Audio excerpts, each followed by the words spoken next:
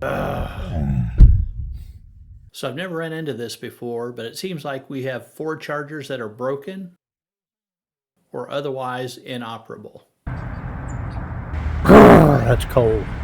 Welcome back to the channel. It's great to be back. I've been on hiatus for a couple of months. One of those months I was sick, and then we had family over for the holidays. It's 2024. It's a new year. Model Y is the top-selling vehicle in the world, and yet I keep reading on the internet that you can't travel with an EV in cold weather. We've driven our Model Y all over the United States. Now granted, we do a lot of our traveling in the summertime. However, I've been out in a few snowstorms and driven in some pretty cold temperatures. So keeping it real, you will see some reduced range in cold weather. You see the same thing in a gas car. The difference is gas cars are typically measured by miles per gallon rather than the total range you can drive. Now, one of the first things you want to do if you're going to take a trip in cold weather is check your tire pressure. This car calls for 42 pounds of pressure in the tires. I'm currently running 38 and 37. It'll greatly reduce my efficiency. And when I bought my Model Y, it's the performance variant. It was rated at 303 miles on a single charge. Today, at 50,000 miles, I'm showing 275 miles on a single charge. See, I've never gotten 300 miles on a charge driving at highway speeds. I typically get about 210 miles before the car tells me to pull over and charge. Now keep in mind, I'm not draining my battery down to 0%. I usually feel comfortable getting down to 15% or 10% at the least before I look for a supercharger. That means I'm leaving approximately 30 miles in the tank as a buffer in case anything happens along the way or if the chargers are full when I arrive. So currently here in Missouri, it's about 16 degrees, wind chill is 2. Now I realize that's not Arctic temperatures, but it's pretty cold. So we're going to make a short run over to a place called Concordia, Missouri. It's about 176 miles away. I suspect we'll have to stop somewhere along the way for a charge, but we'll play it by ear and see how it goes as we're traveling along. I've got 2.5 hours worth of driving to do. Based on the magic of the internet, I'll talk to you in like 1 minute. So it's interesting, we're pretty early into the trip, and we've already burned up a pretty decent amount of battery range. We are at 92%, and I look at the energy graph. When I look at the energy graph, I show we've used 4.8% from driving, but we've used another 2% for battery preconditioning. And even though the first supercharger coming up is more than 100 miles away, the battery preconditioned on the car before we left as if to get it ready for fast charging. So that's taken a small hit to the battery. So as you can see there, our watt hours per mile are pretty high. You can also see the temperature is starting to drop again. We're at 15 degrees right now. Temperature continues to drop. It's now 13 degrees, and we've got a pretty stiff headwind. It's about 9.3 miles per hour. So definitely taking a hit on the range, but still doing quite well. I don't know if you can see it in the camera or not, but we're starting to have quite a few more snow flurries, and temperature's 12 now. So I don't know if we're just getting to a higher elevation or if the temperature really is falling that quick, but it's definitely falling. Very nice and comfortable in the car. I have the car set at 69 degrees. The heat pumps work very well in these Teslas.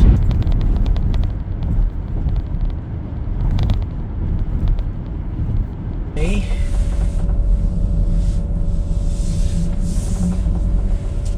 As much as I hate to park next to somebody, it looks like I'm probably going to have to.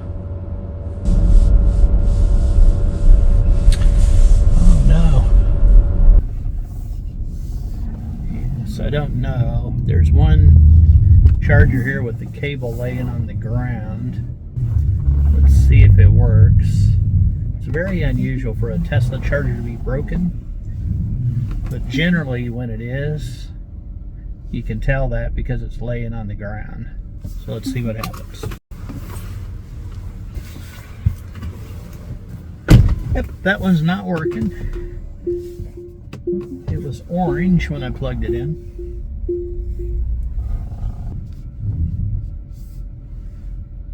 All right, here we go. Second one.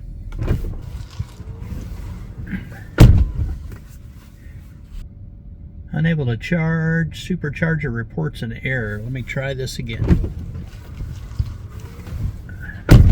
Now this isn't great. Here's a second one that's not working. This is very, very unusual. There's a third one not working. And maybe a fourth. Here's the last open bay. Let's hope this one works. Alright, so I've never run into this before. But it seems we have 4 chargers that are either frozen or otherwise inoperable. So I've got to wait for somebody to leave before I can charge.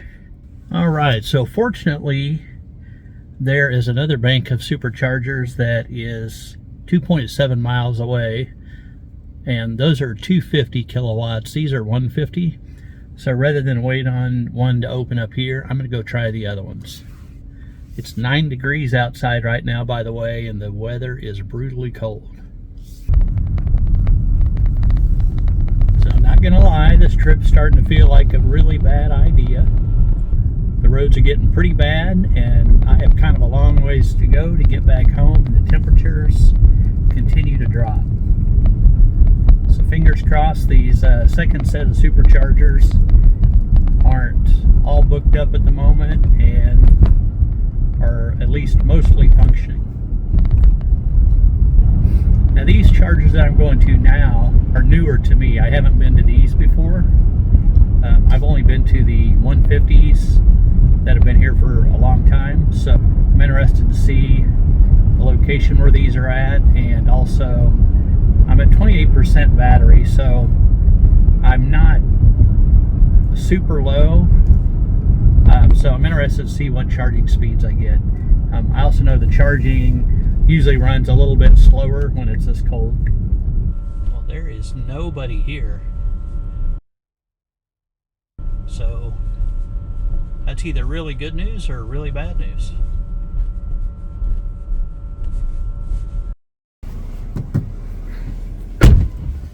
Outstanding. This is what I expect from Tesla.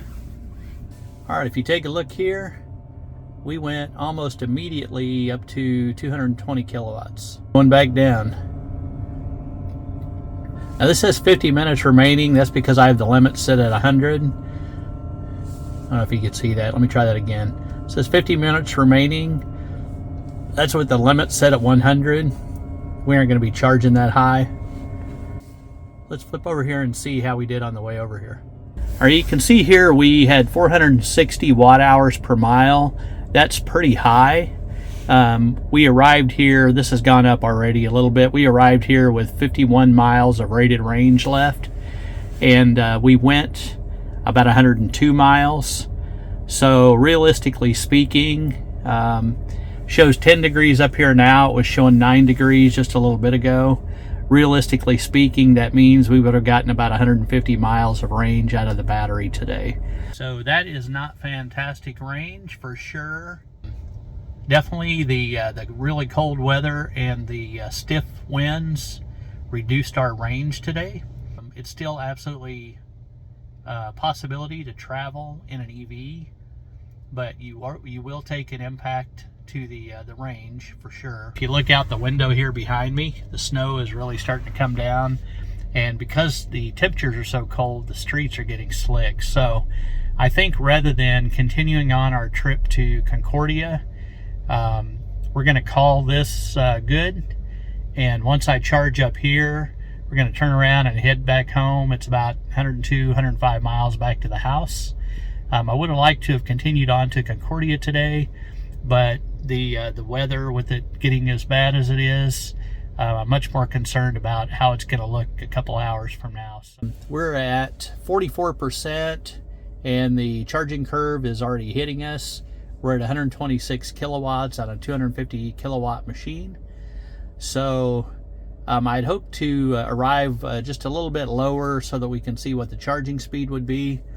But as you can see out the window, the other superchargers, 4 of them were broke, and the rest of them had cars at all of them. Over here, we are the only ones here, and all the chargers look to be functioning perfectly fine. At least the cables are all hung up. It's pretty standard. If you pull into a Tesla supercharger, you seldom see one that's not working right, but when you do, generally the cable will be laying on the ground or to the side, just to tell whomever pulls up that that particular machine isn't working. So we've charged for 5 minutes, and the car's telling me already that I have enough charge to head back to the house. It's 107 miles from here, and it tells me it'll put me back to the house with 14% left. Considering the weather, I'm not terribly comfortable with that. We're at 59%. We're gonna go ahead and charge up to maybe 70%, 75%. I am just not in any rush to get out of here, and with the weather being as bad as it is, I want to have plenty of buffer when I get home. So we're going to go ahead and charge it up pretty high. Got a bandanas at this location, so I'm gonna run in here and use the restroom.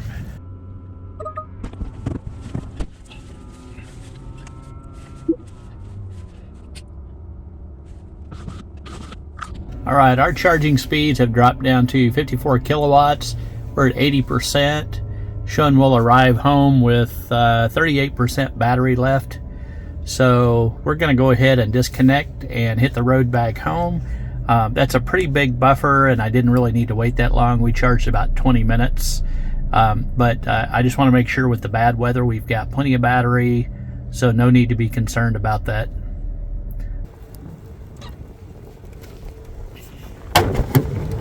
Excellent charging at this particular station. Not sure why everybody's sitting over at the other one. It's a slower one anyway, but I think a lot of people aren't aware that this new location exists. So it's time to get out of the cold and get back on the road. All right, over here, just as we're getting ready to leave, there's a Model S Plaid pulling in. So I'm not sure if he tried the other location yet or not, but based on his paper tag, he just purchased that car. Time to go. I made it home safely, and I had significantly improved range on the way home. And part of the reason was on the way out, I had 9.3 mile per hour headwinds. And on the way home, I had about 11 mile per hour tailwinds, and at least when I started. And then eventually, I think the car says I had a 10 mile per hour headwind. Let's take a quick look.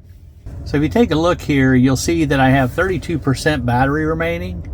And over here, based on my driving, I had 84 miles of predicted range left. You can see I averaged 275 watt hours per mile, which is far, far below the like 465 or so watt hours per mile that I had on the way out there. Now, if we look at the graph here, I arrived with 32.1% battery left. A couple of things that contributed to some less than efficient driving. The tire pressure was still a little bit low, even though I had aired them up before I left. They were setting at about 40 pounds of pressure, and optimal is 42. Staying below 70 would have saved me a little bit less than 1%. I was running 70 and 75. And as I mentioned, I had a 10 mile per hour wind from the west, which helped me 4.6% on this trip. So I hope you enjoyed the video, found it informative. I wasn't expecting the severe weather that we received, and it did cut us a little bit short. I'd intended to go all the way to Concordia.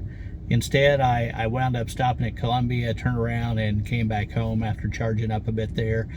But amazingly enough, I got home with 32% battery left, even though on the way out I charged to 100 and arrived over there with 30.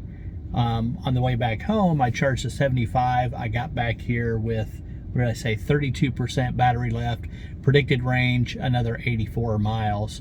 So that would mean that even in the bad weather, the very cold weather, on the trip home at 75%, I would have gotten 184 miles out of the car, which I think if I do the math just roughly in my head, would give me somewhere around 264 miles off of a full charge. So anyway, hope you enjoyed the video. If you did, like and subscribe. We'll see you on the next one.